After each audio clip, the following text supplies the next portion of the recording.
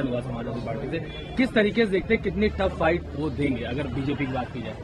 देखिए, ये बात तय है कि भारतीय जनता पार्टी की सरकार बनेगी। जयंत चौधरी जी ने एक गलत रास्ता चुना है। यहाँ के समाज के लोग उनसे बात करेंगे, उनको समझाएंगे। इलेक्शन के बाद में संभावनाएं खुली रहती हैं। हमारा दरवाजा आपके लिए खुला है और कोई भी संभावना को मना नहीं किया जा सकता। संपर्क में है प्रवेश जैन जी। अब इलेक्शन के बाद में देखेंगे क्या संभावना बनती है।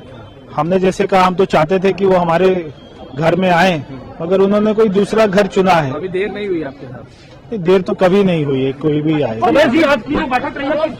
आप सभी का स्वागत है जीएलसीसी न्यूज के इस खास कार्यक्रम में और मैं हूं आपके साथ फरहान।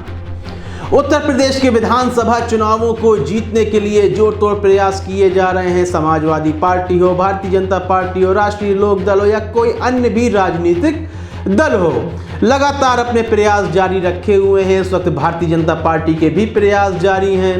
पश्चिमी क्षेत्र में जाट नेताओं से करीब 200 से अधिक नेताओं से मुलाकात की शीर्ष आलाकमान ने, जिसमें मौजूद रहे अमित शाह, योगी आदित्यनाथ, प्रवेश वर्मा एवं अन्य शीर्ष नेता, डिप्टी सीएम भी रहे, सभी शीर्ष नेता रहे।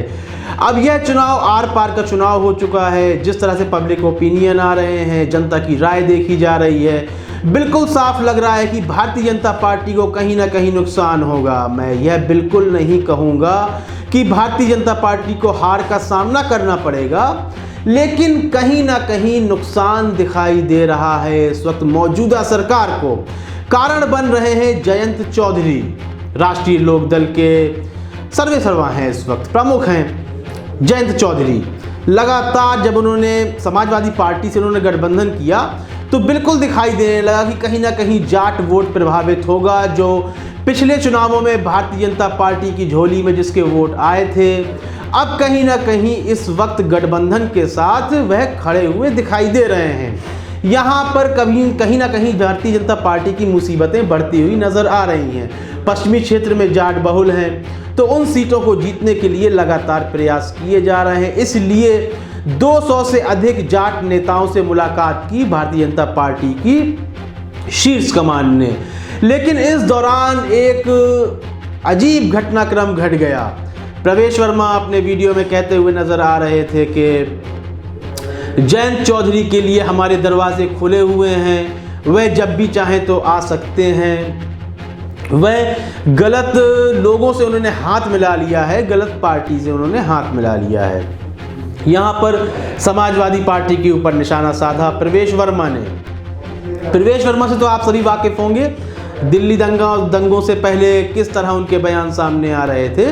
तो इस वक्त जयंत चौधरी को भी सही घर में सही रास्ते पर आने की सलाह देते हुए नजर आ रहे थे और उन्हें आमंत्रित किया कि आएं, उन 200 नेताओं के साथ आप भी आएं, हमारे साथ बैठें, मुलाकात करें और किस तरह से विजयी बनाना है भारतीय जनता पार्टी को, इस पर विचार करते हैं, चिंतन मनन करते हैं। लेकिन जयंत चौधरी ने करारा जवाब दिया है। जयंत चौधरी ने उन्होंने ट्वीट के माध्यम से भारतीय जनता पार्टी को जवाब दिया है और उन्होंने कहा है कि यदि आपको इनविटेशन देना है, किस बुलाना है, आमंत्रित करना है, तो मुझे मत कीजिए, बल्कि उन 700 किसानों के परिवार को आमंत्रित कीजिए जो किसान आंदोलन के दौरान शहीद हो गए थे। यह कहना है जयंत चौधरी का। एक माकूल जवाब दिया उन्होंने। और जिस तरह उन्होंने समाजवादी पार्टी से हाथ मिलाया है, भले ही भारतीय जनता पार्टी के खेमे में हलचल मच गई हो, लेकिन बिल्कुल साफ देखा जा रहा है जाट बहुल क्षेत्रों में वह जयंत चौधरी के बिल्कुल साथ हैं। वह लगातार जयंत चौधरी का समर्थन करते हुए दिखाई दे रहे हैं। कई तो क्षेत्र ऐसे भी हैं जहां पर भारतीय जनता पार्टी के नेताओं को गांवों में घुसने ही नहीं दिया गया, बल्कि उन्हें भगा दिया गया। और ऐसा क्यों ना हो, आखिर ऐसा क्यों ना हो, क्योंकि जब किसान आंदोलन चल रहा था और पूरी उम्मीद थी कि यह आंदोलन चलता रहेगा, कानूनों को खत्म नहीं किया जाएगा, तब चाहे गोदी मीडिया हो या भारतीय जनता पार्टी के शीर्ष नेता हो, निचले नेता हो, छुटवैया नेता हो, वह लगातार इन किसानों को खालिस्तानी और पाकिस्तानी आतंकवादी कहकर बुला रहे थे। लगातार उनसे पूछा जा रहा था कि यह फंड कहां से आ रहा है जो आपका लंगर चल रहा है।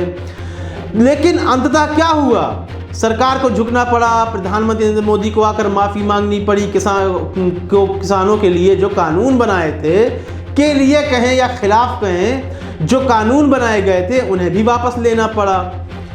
तो उसके बाद जो अन्य शर्तें हैं, 700 किसान जो शहीद हुए उनके लिए मुआवजे की मांग है, उन पर भी लगातार बात चल रही है। लेकिन अब तक उन 700 किसानों की जिनकी शहादत हुई थी उस पर बिल्कुल भी शर्मिंदगी नहीं दिखाई देती है भारतीय जनता पार्टी के नेताओं में।